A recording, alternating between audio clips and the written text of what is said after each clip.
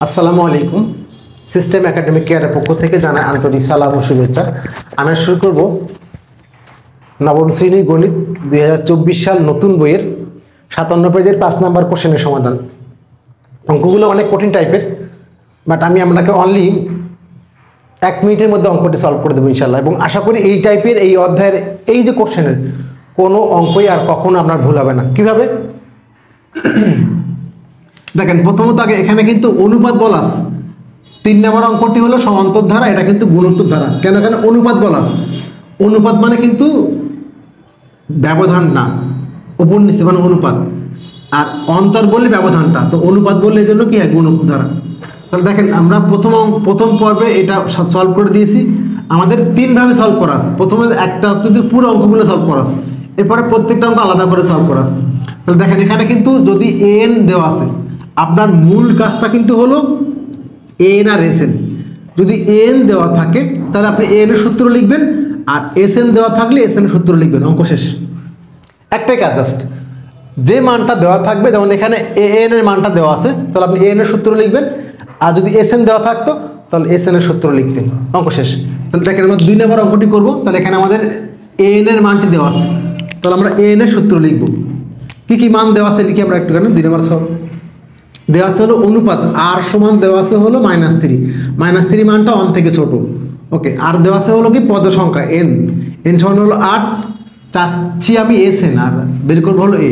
তাহলে এন এর মান যদি দেওয়া আছে তাহলে লেখেন, আমরা জানি লিখবো না, আমরা জানি এন সমান যেহেতু গুণ ধারা এ আর এর পর n - 1, বা এন মানে এখানে মানটা কত বলা আছে, ও এনটা লিখি আমরা। এন সমান দেওয়া আছে হলো -2187।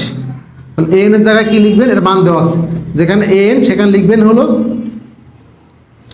তাহলে সূত্র লিখবো হলো এ এন সমান এ আর এর পর n - 1। এন মানে কত আছে এখানে -2187, বা সমান এ মানে কত, এ মানে আমরা বের করব এটা। আর কত, আর এর মানটা হলো -3। -3 পাওয়ার n মানে কত 8 বিয়োগ 1। এটা বাম পাশে যা আছে বসে গেল, -2187 বসে গেল। এবার দেখেন এটা থাকলো এখানে -3 পাওয়ার 8, -3 পাওয়ার 8 অর্থ হলো, দেখেন যদি আপনি নেগেটিভ মানের উপরে পদ মানে জোড় সংখ্যক মান দেন, জোড়, তাহলে -3 2 বার গুণ মানে কি প্লাস হয়ে যাবে, কি হবে 9 প্লাস হবে। অর্থাৎ যদি পাওয়ারটা জোড় থাকে তাহলে প্লাস হবে, সে 8 10 12 16 যা হোক না কেন জোড় হলেই প্লাস হবে। তাহলে এখানে কিন্তু -3 কি বাদ হয়ে যাবে, লিখি আমরা -3 পাওয়ার দেখেন 7 হচ্ছে।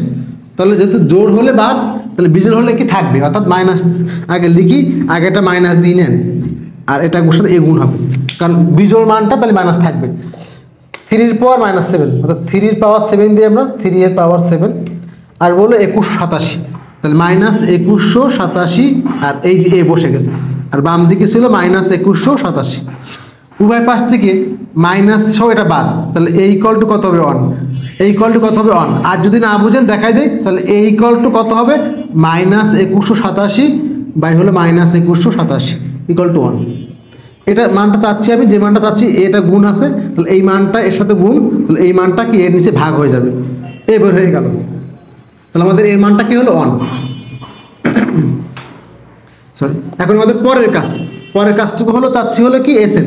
তাহলে লেখেন এস এন ইকুয়াল টু, দেখেন এখানে কিন্তু আর এর মানটা 1 থেকে ছোট, তাহলে 1 আগে হবে, এ ইন্টু 1 মাইনাস আর এর পর n বাই 1 মাইনাস আর।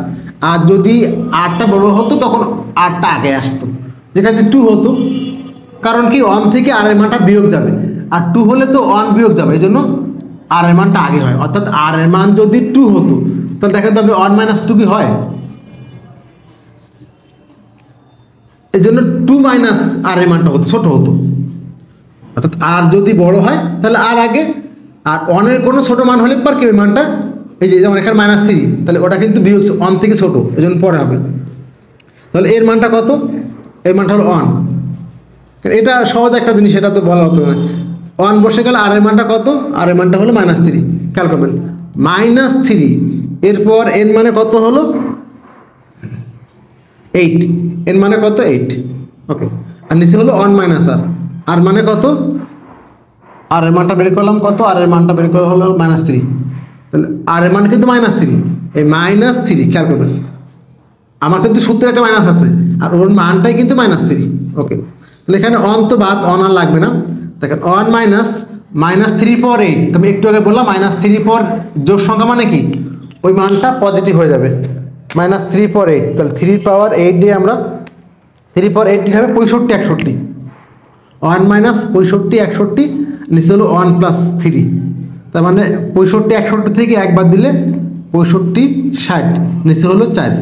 65 60কে আপনি 4 দিয়ে ভাগ করে দেন, অ্যান্সার আসবে হলো 1640। 1640 এ হলো আমাদের। এখন একটা জিনিস ভুল করে ফেলছি আমরা, মান আছে কিন্তু মাইনাস, এর আগে কি মাইনাস আছে না, অন থেকে বাদ, তাহলে মাইনাস থাকবে, এটা মাইনাস। তাহলে আমাদের এই হলো এখানে এসএন এর মানটা কত হবে, -1640। খেয়াল করবেন এটা কিন্তু মাইনাস আছে একটা, কারণ যেহেতু অন থেকে এটা বাদ, বিয়োগ করার ক্ষেত্রে বড় মানটার আগে মাইনাসটা মাইনাস করবে। এই হলো আমাদের এটা 2 নাম্বার অ্যান্সার। তাহলে আমি কেন আপনাকে 1 মিনিট বলছিলাম, দেখেন যদি আপনি এইখানে অঙ্কটা শেষ, যার মান দেওয়া আছে এন দেওয়া আছে তো এন সূত্র হবে, এসএন দেওয়া থাকলে এসএন সূত্র হবে, এক কথা অঙ্ক শেষ। আশা করি বুঝতে পারছেন। সিস্টেম একাডেমিক কেয়ারের পক্ষ থেকে আন্তরিক সালাম জানিয়ে শেষ করলাম আজকের মতো ক্লাস। আল্লাহ হাফিজ।